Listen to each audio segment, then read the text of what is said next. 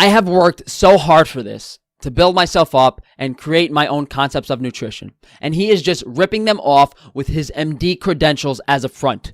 The timeline is perfect. The videos of mine that he watched were several months older than his YouTube channel. Paul, you should have watched more of my videos. His idea on piperine and sulforaphane is something that originates from Dr. Michael Greger, the vegan overlord, the string bean god, the man himself, the ghoul, the skeleton, Dr. Michael Greger.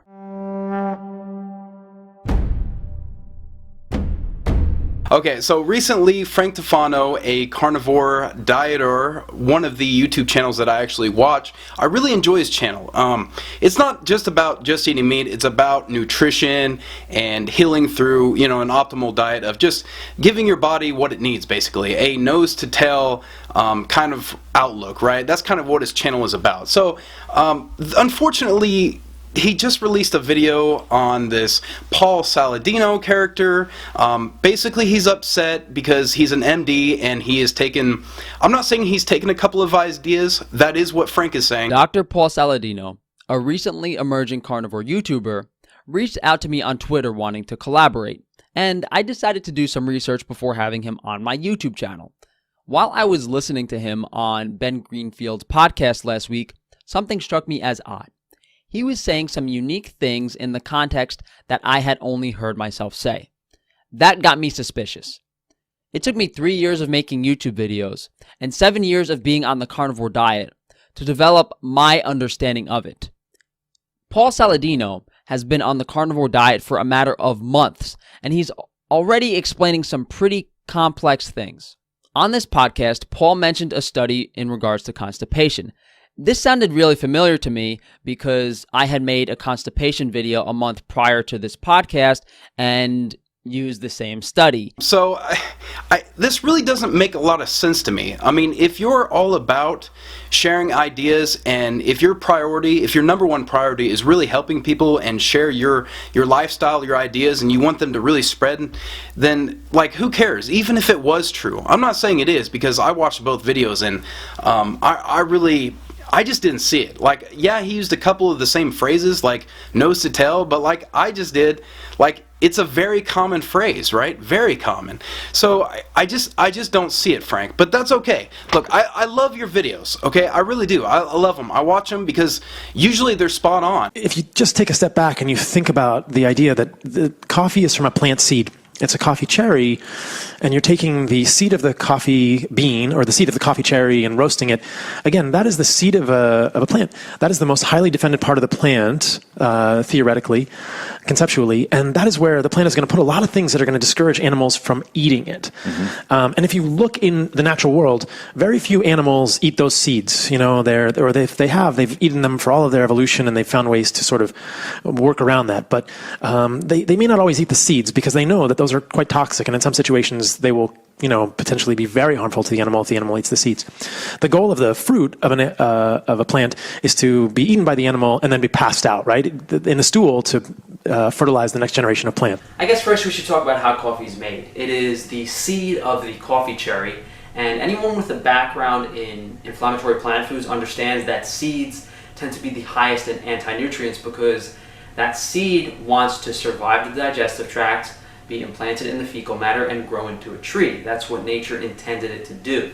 Now, yeah, if you go on Wikipedia and look up coffee, it will say coffee is from the coffee cherry. But I had never heard anyone else mention this, let alone another carnivore dieter in this context of anti-nutrients. If I say something that you have said in one of your videos, I mean, does that infringe on you? Is that a copyright? None of the ideas are not trademarked, right? I mean, you can trademark a lot of things, but these ideas, you want them to spread like wildfire. This one is really critical. This is really interesting. This is about eating nose to tail in the animal. And this is a really important evolutionary fact. Our ancestors did not just eat ribeye or tenderloin when they killed an animal. They ate the heart, they ate the lungs, they ate the liver, which is super nutritious, and they ate the brain, and they ate the skin. The requirement is that you consume the whole animal and that it's high quality. So if you're consuming conventionally raised beef ribeye steaks, you're not getting the vitamins you need. Whereas if you consume a whole, wild mackerel, raw included, that's where you get your complete nutrition. So to achieve this, you could do research, and like I said, you could find out, okay, what foods have what fat-soluble vitamins, and how do I get all of them in high amounts? You could do that, or you could eat nose to tail, which is just consuming all parts of the animal.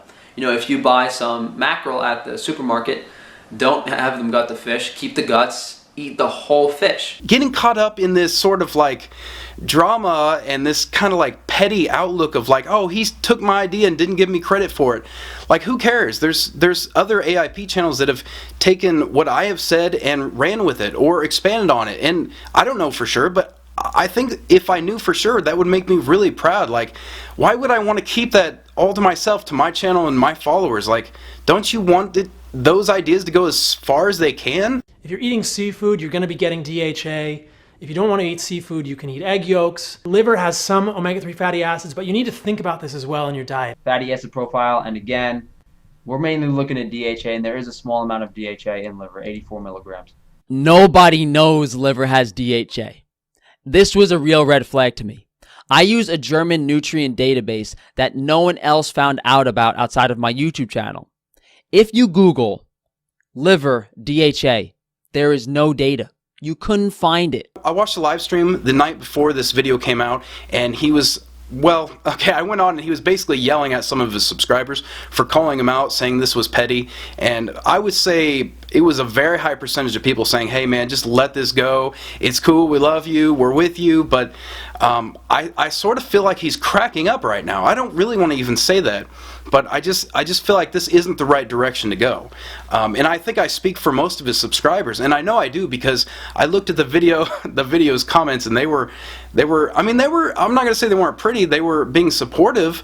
And it's amazing that someone has such a strong support base. Anyway, I wanted Frank to see this. I wanted to say, Frank, look, just let it go, man. We're with you, okay? We love your channel. We love what you're doing. You're funny.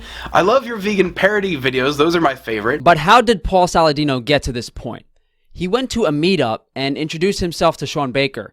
Ended up getting himself on Sean Baker's podcast, Human Performance Outliers, and has slowly been gaining traction.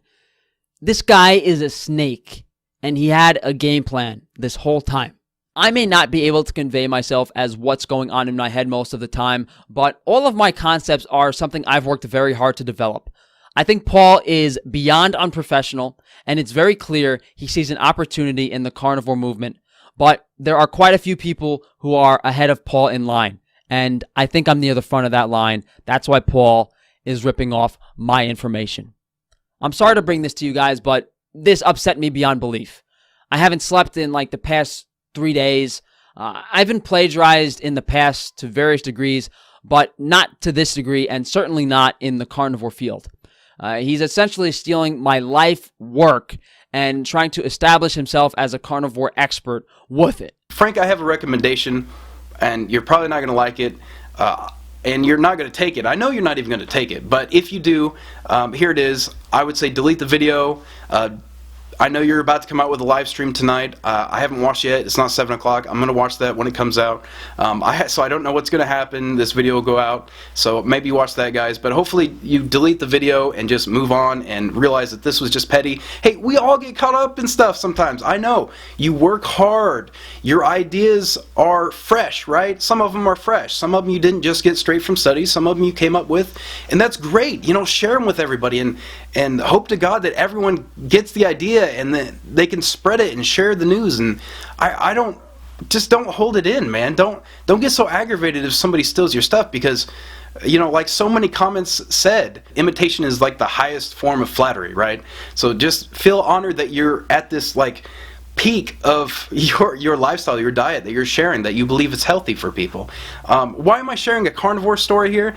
Well, I actually do support the carnivores. I think it's a great thing to do at the beginning of an AIP diet during the elimination phase. I don't think it should be a lifestyle, but I do think it's a great tool to use. I watch vegan channels as well, so I don't know what that tells you. I actually watch more vegan channels than I do carnivore. Just keep on doing what you're doing, but don't get caught up in it. I know you have problems like I do with sleeping and I know that really causes a lot of stress. I think maybe you should take a few days off, because you're like posting like every day, sometimes like twice a day, and that's got to be crazy, man, working like full-time jobs. And I know you're like a bartender, and you're living at home, but you're helping out, and you're cooking probably for them. And I know you're a really great cook. You're on Master Chef even. Like, that's so cool, man. He's essentially ripping off my videos. People don't generally like the taste of liver. Some people can tolerate it, not everybody can. I make liver jerky, which helps with the texture of the liver, and I can end up eating as much as I want when I do it that way. When I tried to cook it regularly, the texture was just too much for me, and I couldn't eat it. What I'm actually going to do is I'm going to slice it thin and dehydrate it at a low temperature and make it into jerky, so that I don't have to like thaw it out every day. All I have to do is I just take a piece of liver jerky and chew on it when I'm cooking my steak on the grill. And that's the main reason I like making this. Now, liver jerky is not too popular, and considering he saw all of these other things on my YouTube channel and mentioned them, I'm assuming he got that idea from me as well. You know, I watched that live stream, and he mentioned that, like, you know, he's worked so hard and he deserves to be on an island, like, just, you know, sipping on drinks or something like that. And I think that's kind of the wrong way to be looking at this. I think, this is going to sound offensive, but I'm going to say it anyway. I work with kids, and if I heard a kid say that, I would say, man, you're being entitled. You know, like, you think the world owes you something? Look around. The world is not a fair place. And like you say in your videos, nature is harsh, right? I don't know if you, I think you've said that. I've said that. And I've said a lot of the things that you've said, Paul Saladino has said. So beta-carotene is the precursor to retinol, form of vitamin A. And retinol is found in huge concentrations in the liver. Are you talking about flavonoids? Yeah. So the carotenoids, the beta-carotene is not a molecule that humans use. We use enzymes like BCMO, for instance. People can have single nucleotide polymorphisms in BCMO, which inhibit or decrease the efficiency with which they convert a beta-carotene, which is the plant precursor to vitamin A, into the retinol form of vitamin A, which is what we use in our bodies. But if you look at animals, and this is sort of what I was saying earlier, animals provide all the nutrients a human needs in the most highly bioavailable forms. There are two common non-synonymous single nucleotide polymorphisms with genetic variability that result in a 70% decrease in absorption. This pretty much says that a certain percentage of the population cannot convert carotene to vitamin A. That literally says, well, X% of the population needs to get vitamin A, retinoic acid from animal foods. We want the best for you, man. And I know you kept going on about wanting to be on the Joe Rogan podcast, and dude, that was my thoughts exactly. You will be there, okay? You will be there. He has tons of people on there. It's not like there's a shortage of people and only one carnivore can get in. It doesn't work like that. I love the Joe Rogan podcast. It's one of my favorite shows on YouTube, and I think that would be a great fit as well. I just watched the one on Chris Kresser, and it like totally blew my mind. And I'm like, oh, I have to subscribe to this guy. In fact, I have the Chris Kresser Your Personal Paleo Code book, and I haven't even read it. I just, it's been sitting on my shelf for like, I don't know, maybe 2 years. On that Ben Greenfield podcast, he also constantly mentioned indigenous groups and ancestral wisdom. Something I always say and credit Weston Price for. He's taking a page out of my playbook. Does this guy have any ideas of his own? He adds his research and understanding of metabolism to make it sound like his own idea. I really would love to delete this video. I just wanted to make sure I wanted to make sure that Frank and maybe some of the followers had a platform to just kind of vent at. I thought this was an interesting kind of happening, and I just wanted to kind of share it. But again, if he deletes that video, I don't want to propagate this. I will delete mine right after he does. So yeah, thanks for liking, commenting, subscribing. See you next time.